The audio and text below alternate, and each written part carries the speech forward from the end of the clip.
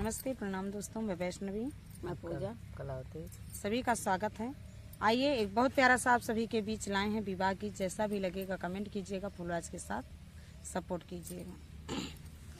काऊ देखी बाबा हो चाहा कई चिरैया, यारे काऊ देखी नाचेला मोर रे लालनवा, यारे काऊ देखी नाचेला मोर रे लालनवा।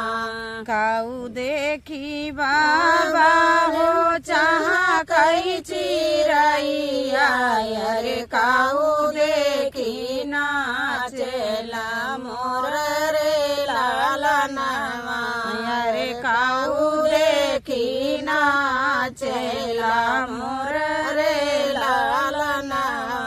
दाना देखी बियटी हो चाहा कई चिरैया, अरे पानी देखी नाचेला मोर रे लालनवा, अरे पानी देखी नाचेला मोर रे लालनवा। काऊ देखी बाबा हो कैला बियाहवा, यारे काऊ देखी कैला कन्या दान रे लालनवा, यारे काऊ देखी कैला कन्या दान रे लालनवा।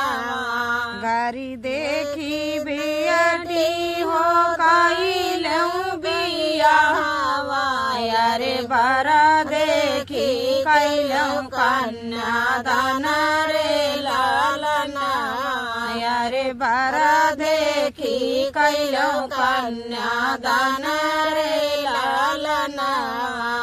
आई हई सामान बेटी भैया लाई जाई है, अरे लैके आई हई नैहरे के तुहू के नैहर रे लालनवा, यारे लैके आई हई तुहू का नैहर रे लालनवा।